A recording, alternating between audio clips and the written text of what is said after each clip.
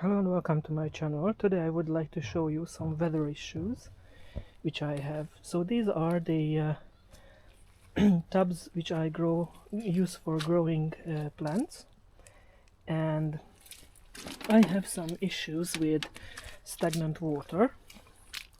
So you can see that the water is piling up here and all the mud is coming through this weed barrier cloth, and for the most part Acorus doesn't mind because it's a marsh plant, but other plants are really sensitive to waterlogging. For example, lilies.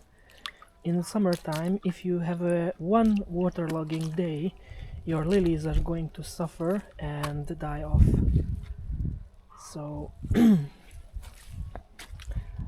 it is what it is. I cannot do anything about it because we are living next to a lake and this was a marsh, and I just have to be careful where I'm planting my plants and where I'm growing them.